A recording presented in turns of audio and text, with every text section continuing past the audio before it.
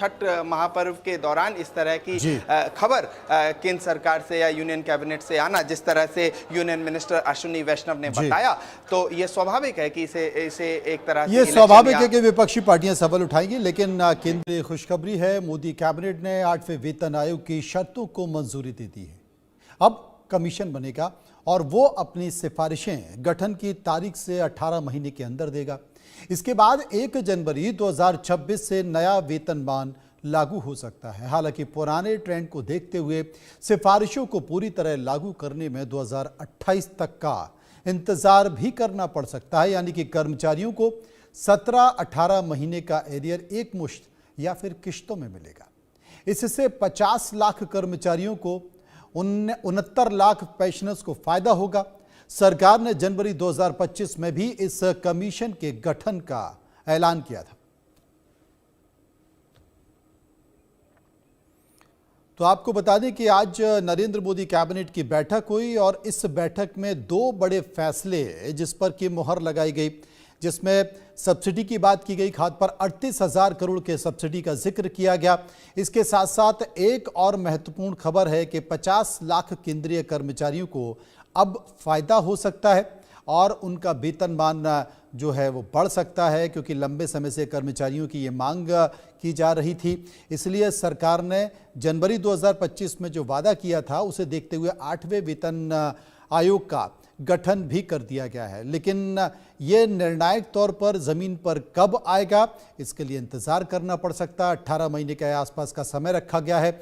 लेकिन 7वें वेतन आयोग के बाद अब 8वें वेतन आयोग में अब कर्मचारियों की सैलरी कितनी बढ़ेगी, ये भी स्क्रीन पर आप देख सकते हैं कि कितना अंतर आ जाएगा कर्मचारी की सैलरियों में। लंबे समय से कर्मचारी इसकी मांग भी कर रहे थे, और लेकिन ये माना जा सकता है कि 17-18 महीने का जिक्र किया जा रहा है, लेकिन ये पैसा मिलने में केंद्रीय कर्मचारियों को करीब ऐसा माना जा सकता है कि 2028 तक का भी इंतजार करना पड़ सकता है। ग्राफिक्स के तौर पर आप देखिए कि कर्मचारियों के लिए गुड न्यूज़ क्या है। अगर स्तर देखें कि किस लेवल पर कितना फ़ायदा होने वाला है, तो पहले लेवल पर 18,000 जिनकी तनख्वाह है वो 8वें वेतन आयोग के बाद वो तनख्वाह बढ़ जाएगी, वो 44,280 हो जाएगी। दूसरे स्तर पर जिनकी तनख्वाह 19,900 रुपये है वो बढ़कर 48,974 हो जाएगी। तीसरे स्तर पर अगर आपकी सैलरी तनख्वाह 21,700 रुपये है तो वो 53,466 रुपये हो जाएगी।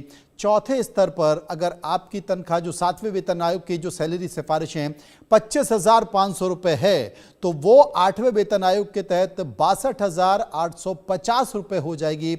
और 5वें स्तर पर 7वें वेतन आयोग में जो बेसिक सैलरी है वो 29,200 है, तो 8वें वेतन आयोग की जो बेसिक सैलरी है वो 71,923 रुपये हो जाएगी।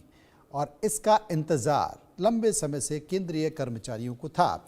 संभव हमारे साथ मौजूद हैं। संभव, अगर देखा जाए तो जो 8वें वेतन आयोग की जो सिफारिशें की गई हैं, गठन के बाद की गई है, उम्मीद ये की जा रही है कि करीब करीब 18 महीने का समय रखा गया है, लेकिन इसमें वक्त भी लग सकता है। ये कहा जा रहा है कि 2028 तक ये ज़मीन पे उतर सकता है और जो तमाम केंद्रीय कर्मचारी हैं उनके अकाउंट में पैसा आ सकता है। जी बिल्कुल, देखिए आपने हमारे दर्शकों को डिटेल से पूरी बात बता दी और ग्राफिक्स के ज़रिए भी समझाया कि सैलरीज का इंक्रीमेंट या जो डिफरेंस होगा, अंतर होगा, वो कितना होगा। बेसिकली ये जो पे कमीशंस होते हैं ये रिव्यू जिसे कहा जाता है उसके लिए किया जाता है कि सैलरी का रिव्यू और जो इन्फ्लेशन है या चीज़ों के जो दाम बढ़ रहे हैं उसके अनुसार सैलरी कितनी एक्यूरेट है उसको देखने के लिए, जाँचने के लिए पे कमीशंस बनाए जाते हैं। 8th पे कमीशन, आठवां जो पे कमीशन है उसका टर्म ऑफ रेफरेंस जिसे कहा जाता है उसे आज केंद्रीय कैबिनेट ने मंजूरी दे दी है। 3 मेंबर्स की ये बॉडी है पे कमीशन, 8वां पे कमीशन जो है, और ये लगभग 18 महीनों में, जैसा आप हमारे दर्शकों को बता रहे हैं, कि वो अपनी रिपोर्ट देगा। इसमें सुप्रीम कोर्ट की पूर्व जज जस्टिस रंजना देसाई और पुलक घोष जो IIM बेंगलोर के प्रोफेसर हैं वो हैं, और उसके बाद पंकज जैन एक तरह से इंडस्ट्री का एक डिफरेंस देखने के लिए उनको रखा गया है। तो ये 3 मेंबर टेम्परेरी बॉडी है, परमानेंट बॉडी नहीं है, टेम्परेरी बॉडी है। अपने रिकमेंडेशंस देगी, अपने सुझाव सरकार को देगी। उसके टर्म ऑफ रेफरेंस को आज मंजूरी मिल गई। अब ये जो टर्म ऑफ रेफरेंस है इसे अलग अलग राज्य सरकारों को बताया जाता है। इसके बाद ये आयोग अपना काम करेगा और उसके बाद ये अपनी सिफारिशें सरकार को देगा कि महंगाई इतनी बढ़ गई है तो इस अनुसार सैलरी बढ़ जानी चाहिए, या जीवन जीने का जो स्तर है उसमें ये फर्क आया है। क्योंकि जो इन्फ्लेशन है जिससे हम कहते हैं कि चीज़ों के दाम बढ़े या घटे हैं, और फॉरेन कंट्रीज में और देशों में उसी चीज़ का क्या दाम है, परचेजिंग पावर पैरिटी, जो इकोनॉमिक्स की अलग अलग चीज़ें हैं, जैसे रेवेन्यू एक्सपेंडिचर कितना है, क्योंकि ये पूरा जो पैसा होता है केंद्रीय कर्मचारियों को वो रेवेन्यू एक्सपेंडिचर के तहत आता है, और इसमें कितना सरकार खर्च करती है वो चीज़ें अपने आप में महत्वपूर्ण होती है, वो बजट पर सीधा असर करती है। तो जिस तरह से आप हमारे दर्शकों को बता रहे थे, 50 लाख केंद्रीय कर्मचारी सेंट्रल गवर्नमेंट के और 69 लाख लगभग जो रिटायर्ड कर्मचारी हैं। देखिए जो रिटायर्ड कर्मचारी है उनका भी उनको जो पेंशन मिलती है उसका भी एक अनुपात कितनी महंगाई हो गई उससे देखा जाता है। तो इन तमाम चीज़ों को रिव्यू करने के लिए कमीशंस बनाती है सरकार। तो एक तरह से खुशी की बात है, एक 8th पे कमीशन का टर्म ऑफ रेफरेंस को मंजूरी केंद्र सरकार की मिल चुकी है। इसके बाद ये अपनी सिफारिशें देगी और सिफारिशों के बाद सरकार लगभग 18-19 महीने, जैसा आप हमारे दर्शकों को बता रहे हैं, वो इसको लागू करेंगे। अब संभव तमाम राजनीतिक पार्टियों के नेताओं के मैं बयान सुन रहा था, जो विपक्षी पार्टियां हैं, महागठबंधन के सहयोगी हैं, वो इसे चुनाव से जोड़कर देख रहे हैं। वो ये कह रहे हैं कि साहब चुनाव चल रहा है इसलिए रेवड़ियों का संकेत देने की कोशिश की जा रही है। जी बिल्कुल, देखिए एक तरह से कहा जाता है बिहार चुनाव राउंड द कॉर्नर है और वोटिंग होने वाली है, और छठ महापर्व के दौरान इस तरह की खबर आना तो स्वाभाविक है। इससे जोड़ के तो देखा ही जा सकता है, इस पर राजनीति भी हो सकती है। लेकिन दूसरी तरफ ये कई आंकड़े इस तरह के हैं कि बिहार से जो ब्यूरोक्रेसी है उसमें काफ़ी ज़्यादा लोग हैं, और कई राज्यों की तुलना में बिहार से जो ब्यूरोक्रेट्स हैं, जो नौकरशाह हैं, वो ज़्यादा हैं, और ये क्लास 1 नौकरी होती है, केंद्र सरकार की नौकरी होती है। तो कहीं ना कहीं सीधे उनको फायदा होगा, क्योंकि ये केंद्रीय कर्मचारियों के लिए 8वें वेतन आयोग का टर्म ऑफ रेफरेंस को जो आज एक मंजूरी मिली है केंद्र सरकार की तरफ से, तो स्वाभाविक है जो नौकरशाह हैं उनके लिए इसका सीधा फायदा देखने को मिलेगा, और जो पेंशनर्स हैं उनके लिए भी इसका सीधा फायदा मिलेगा। तो स्वाभाविक है कि इलेक्शन टाइम और छठ महापर्व के दौरान इस तरह की खबर केंद्र सरकार से या यूनियन कैबिनेट से आना, जिस तरह से यूनियन मिनिस्टर अश्विनी वैष्णव ने बताया, तो ये स्वाभाविक है कि इसे एक तरह से, ये स्वाभाविक है कि विपक्षी पार्टियां सवाल उठाएंगी। लेकिन केंद्रीय खुशखबरी है, मोदी कैबिनेट ने 8वें वेतन आयोग की शर्तों को मंजूरी दे दी है।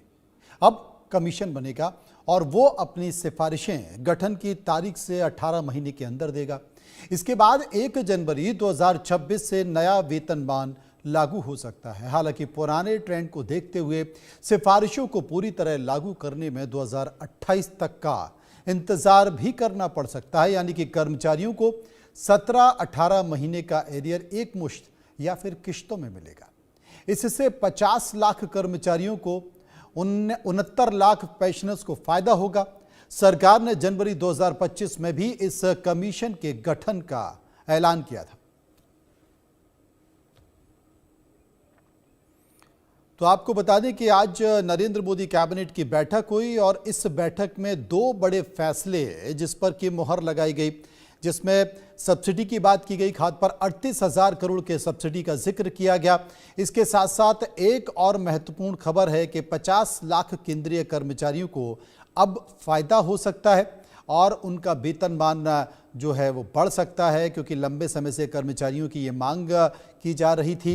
इसलिए सरकार ने जनवरी 2025 में जो वादा किया था उसे देखते हुए 8वें वेतन आयोग का गठन भी कर दिया गया है। लेकिन ये निर्णायक तौर पर ज़मीन पर कब आएगा इसके लिए इंतज़ार करना पड़ सकता है। 18 महीने के आसपास का समय रखा गया है। लेकिन 7वें वेतन आयोग के बाद अब 8वें वेतन आयोग में अब कर्मचारियों की सैलरी कितनी बढ़ेगी, ये भी स्क्रीन पर आप देख सकते हैं कि कितना अंतर आ जाएगा कर्मचारी की सैलरियों में। लंबे समय से कर्मचारी इसकी मांग भी कर रहे थे, और लेकिन ये माना जा सकता है कि 17-18 महीने का जिक्र किया जा रहा है, लेकिन ये पैसा मिलने में केंद्रीय कर्मचारियों को करीब ऐसा माना जा सकता है कि 2028 तक का भी इंतजार करना पड़ सकता है। ग्राफिक्स के तौर पर आप देखिए कि कर्मचारियों के लिए गुड न्यूज़ क्या है। अगर स्तर देखें कि किस लेवल पर कितना फायदा होने वाला है, तो पहले लेवल पर 18,000 जिनकी तनख्वाह है वो 8वें वेतन आयोग के बाद वो तनख्वाह बढ़ जाएगी, वो 44,280 हो जाएगी। दूसरे स्तर पर जिनकी तनख्वाह 19,900 रुपए है वो बढ़कर 48,974 हो जाएगी। तीसरे स्तर पर अगर आपकी सैलरी तनख्वाह 21,700 रुपए है तो वो 53,466 रुपए हो जाएगी। चौथे स्तर पर अगर आपकी तनख्वाह जो 7वें वेतन आयोग की जो सैलरी सिफारिशें हैं 25,500 रुपए है तो वो 8वें वेतन आयोग के तहत 62,850 रुपए हो जाएगी। और 5वें स्तर पर 7वें वेतन आयोग में जो बेसिक सैलरी है वो 29,200 है, तो 8वें वेतन आयोग की जो बेसिक सैलरी है वो 71,923 रुपए हो जाएगी। और इसका इंतजार लंबे समय से केंद्रीय कर्मचारियों को था। संभव हमारे साथ मौजूद हैं। संभव अगर देखा जाए तो जो 8वें वेतन आयोग की जो सिफारिशें की गई हैं, गठन के बाद की गई है, उम्मीद ये की जा रही है कि करीब करीब 18 महीने का समय रखा गया है, लेकिन इसमें वक्त भी लग सकता है। ये कहा जा रहा है कि 2028 तक ये जमीन पे उतर सकता है और जो तमाम केंद्रीय कर्मचारी हैं उनके अकाउंट में पैसा आ सकता है। जी बिल्कुल, देखिए आपने हमारे दर्शकों को डिटेल से पूरी बात बता दी और ग्राफिक्स के ज़रिए भी समझाया कि सैलरीज का इंक्रीमेंट या डिफरेंस होगा, अंतर होगा, वो कितना होगा। बेसिकली ये जो पे कमीशंस होते हैं ये रिव्यू जिसे कहा जाता है उसके लिए किया जाता है कि सैलरी का रिव्यू और जो इन्फ्लेशन है या चीज़ों के जो दाम बढ़ रहे हैं उसके अनुसार सैलरी कितनी एक्यूरेट है उसको देखने के लिए, जांचने के लिए पे कमीशंस बनाए जाते हैं। 8th पे कमीशन, आठवां जो पे कमीशन है उसका टर्म ऑफ रेफरेंस जिसे कहा जाता है उसे आज केंद्रीय कैबिनेट ने मंजूरी दे दी है। 3 मेंबर्स की ये बॉडी है पे कमीशन, 8वां पे कमीशन जो है, और ये लगभग 18 महीनों में, जैसा आप हमारे दर्शकों को बता रहे हैं, कि वो अपनी रिपोर्ट देगा। इसमें सुप्रीम कोर्ट की पूर्व जज जस्टिस रंजना देसाई और पुलक घोष जो IIM बेंगलोर के प्रोफेसर हैं वो हैं, और उसके बाद पंकज जैन एक तरह से इंडस्ट्री का एक डिफरेंस देखने के लिए उनको रखा गया है। तो ये 3 मेंबर टेम्परेरी बॉडी है, परमानेंट बॉडी नहीं है, टेम्परेरी बॉडी है। अपने रिकमेंडेशंस देगी, अपने सुझाव सरकार को देगी। उसके टर्म ऑफ रेफरेंस को आज मंजूरी मिल गई। अब ये जो टर्म ऑफ रेफरेंस है इसे अलग अलग राज्य सरकारों को बताया